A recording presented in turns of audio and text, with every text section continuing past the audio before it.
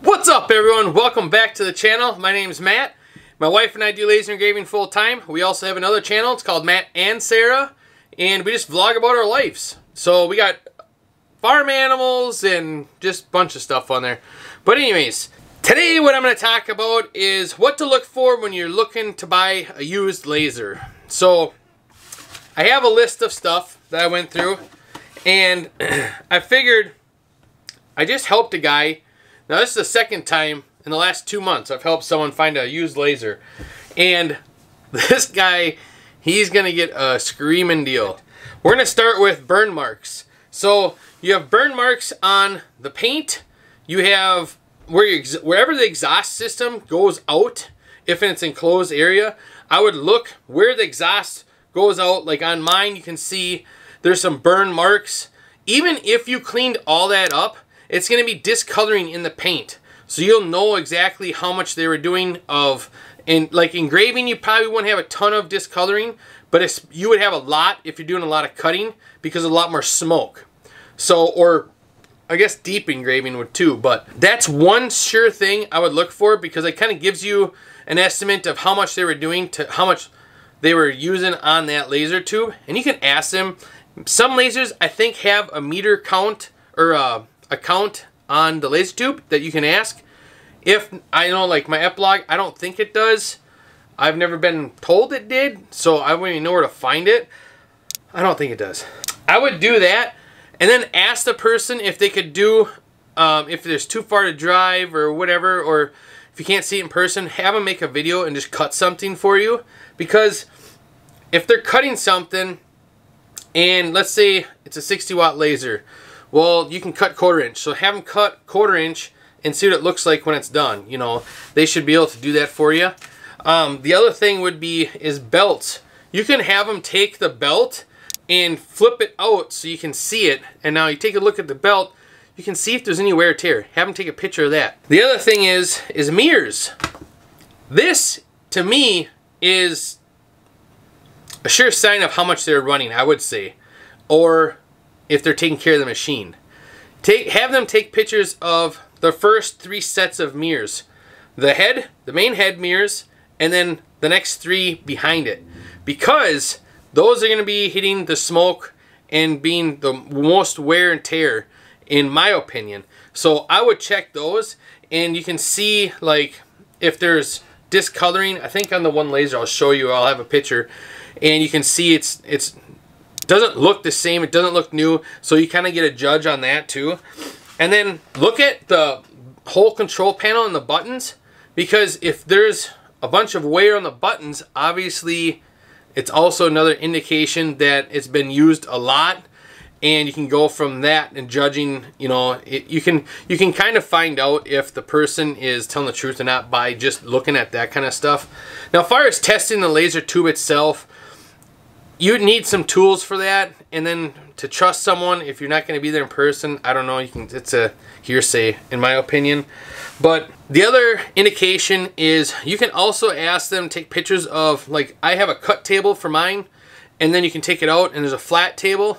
You can, just a picture of the inside of the machine, looking at the table, the flat one, and then I could have them take a picture of the cut table, and then your rotary tools, and make sure, you know, ask what's all coming with it, because that's another like you can look at the rotary tool. If you can look at the rotary tool, the cut table, look at all of it, and you'll be able to base it off of that, like what they did the most of also. Like if there's a bunch of wear and tear on the rotary, then they ran mostly rotary and there's nothing on the cut table, then they barely cut. Well, I think cutting is probably going to be hardest on the laser because it's a lot more power and for long distance basically. But I would say rotary, if they ran a lot of rotary, you're probably fine. Because, I mean, that one over there, it did a lot of rotary, and it was like a brand new machine when I got it. So, the other thing is ask them if they have an hour meter on the tube, or how many times they replace tube, if they replace tube, if not. And then, you know, if you're getting a good deal on it, just make sure that in your mind, you know you might have to spend some laser tubes, I guess, the Chinese ones, I think you can get some around $500. But so $500 to, let's say, $4 grand. I know mine was like $2,500 or $2,800. I have to look back at the paperwork. I think so, but that was first class air and, you know, so forth. The other thing is you can ask him to have it cut like 1 inch over, like last week. 1 inch, go 1 inch over, make a cut. Go, you know, 20 inches over, 30 inches over, however big the bed is, and then 1 inch from the end, make another cut, and have him put a tape measure on there and then measure it to make sure that that's right and cutting right, because then you know everything's kind of aligned and, you know, set in nice. If I was looking for a used laser, that's kind of stuff I would look for. If you can go there in person, obviously you can really look at it, but sending pictures and videos, you can do that too. I actually tried buying one in 2019 from California. A guy was selling one. It was an M2, but it was only a 40 watt laser, so I'm kind of glad I didn't get it. But it was a screaming deal. He was getting out of the business. He was in a sticker business, so I am bummed I didn't get it, but at the same time, it wasn't meant to be. It was a small laser, and you know, looking back, I'm glad I didn't, because I probably wouldn't have had a need for a lot of stuff with it, because just 40 watt in my line of business that I do, it wouldn't be enough. So, and I'm finding 60 watts really not enough either. That 75 watt is a tank, but 60 watt is the lowest I would go, my personal, ever with a laser. And I would only go bigger. I would actually like my next one to be 100 watt. I wonder if I can replace that and convince Sara to get a 100 watt laser. Actually, I know I can put a bigger laser tube in there, but that's another discussion for another day. Maybe yet this year. Let's actually hope not. I don't have to replace that, but if it does happen, when it does happen, I think I'm going to up it, because I want more power, because it's faster, and who doesn't want more power? Hello. Well, hope this helped you guys. If you have any questions, put it down in the comments. I'm still doing that part-time gig, and I'm going to be doing it for a couple months yet. I think there's enough work. So I'm trying to juggle both, and it's getting hard.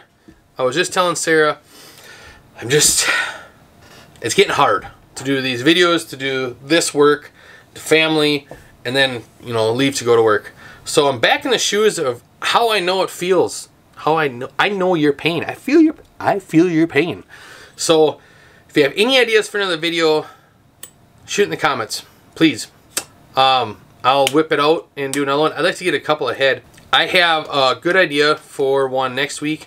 It's going to be something fun. It's kind of my hobby, but I'm turning into a business. But I'm gonna do stuff for it, and I'm gonna run the laser. So I'm just gonna record it all and make a really cool, fun video. So that's probably gonna be next week's. Just an FYI, if I have time and everything goes right this weekend. So on that note, glad you guys see me again. Bye.